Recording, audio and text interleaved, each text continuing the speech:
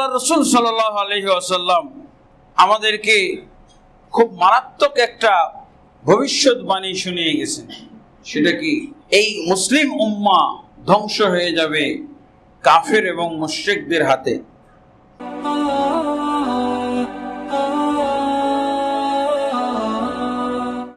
একটা সময় আসবে, সেই সময় মুসলিম উম্মাহ ধ্বংস হবে, তাদেরকে ধ্বংস করে ফেলবে কাফের মুশরিকরা। এবং রাসূলুল্লাহ সাল্লাল্লাহু আলাইহি ওয়াসাল্লাম এই ক্ষেত্রে দায়ী করেছেন আমাদের দুনিয়া, এই যে দুনিয়ার দিকে ধাবিত হওয়া, দুনিয়াতে ডুবে যাওয়া, দুনিয়ার মোহে নিমজ্জিত হয়ে যাওয়া, এটাকে আল্লাহ রাসূল সাল্লাল্লাহু আলাইহি ওয়াসাল্লাম দায়ী করেছেন। দ্বীনের কোনো আর আমাদের চিন্তা ফিকির থাকবে না, ইসলামের কোনো চিন্তা ফিকির আমরা করব না। সেই সময় আমাদের বিপর্যয় নেমে আসবে। সওবান রাদিয়াল্লাহু থেকে বর্ণিত হাদিসটি, সওবান রাদিয়াল্লাহু বলছেন, একদিন আল্লাহ রাসূল সাল্লাল্লাহু আলাইহি ওয়াসাল্লাম আমাদের কাছে ভবিষ্যৎবাণী শোনালেন। কি ভবিষ্যৎবাণী?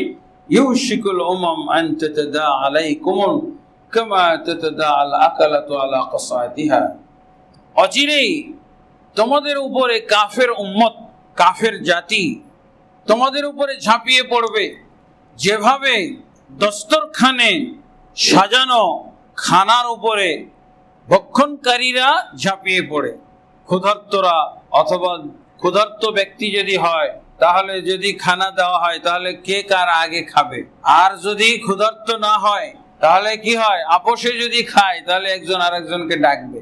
দুই অর্থ হইতে পারে। স্বাভাবিক অবস্থায় খানা রেডি করা হয়েছে দস্তরখানে, তো দস্তরখানে খানা রেডি করা হলে সব কি করে? একজন আরেকজনকে ডাকে, আসেন আসেন, খেয়ে খানা রেডি হয়ে গেছে, আসেন। তা আল্লাহ রাসূল সাল্লাল্লাহু আলাইহি ওয়াসাল্লাম বলছেন যে এক সময় তোমাদের উপরে কাফের জাতিরা একজন আরেকজনকে ডেকে হত্যাযজ্ঞ চালাবে। তারা এক জাতি আরেক জাতিকে ডাকবে, তোমরা মুসলমানদেরকে হত্যা করো, আসো আমরা সবাই একজোট হয়ে মুসলমানদেরকে হত্যা করি। রাসূলুল্লাহ সাল্লাল্লাহু আলাইহি ওয়াসাল্লাম এই ভবিষ্যৎবাণী করলে সাহাবী সওবান রাদিয়াল্লাহু আনহু প্রশ্ন করলেন, আলি কিল্লাতিনা ইয়াউমাইদিন নাহনু ইয়া রাসূলুল্লাহ।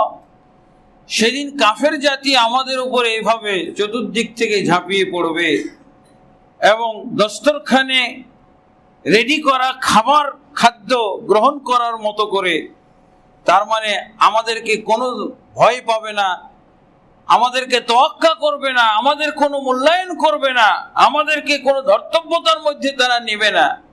কারণটা কি? আমাদের কি আবার এরকম সংখ্যা কমে যাবে যেমন মক্কায় আমাদের সংখ্যা কম ছিল? আল্লাহ রাসূল সাল্লাল্লাহু আলাইহি ওয়াসাল্লাম যখন দাওয়াতি কাজ শুরু করলেন মক্কায়, তখন অল্প কিছু কাফের মুসলমান হয়েছিল, মুসলিম হয়েছিল। তাদের উপরে কাফেররা নির্বিচারে তারা নির্যাতন, জুলুম, যেভাবে ইচ্ছা তাদের প্রতি জুলুম করত, হত্যা করত। কারণ কি? সংখ্যায় খুব কম ছিল। সাহাবী ওই অবস্থার কথা চিন্তা করছেন। আল্লাহ রাসূল সাল্লাল্লাহু আলাইহি ওয়াসাল্লাম বললেন, লা ওয়ালাকিন্নাকুম ইয়াউমাইদিন কাসীর। আল্লাহ রাসূল সাল্লাল্লাহু আলাইহি ওয়াসাল্লাম বললেন, না, সেদিন তোমাদের অবস্থা অনেক বেশি থাকবে।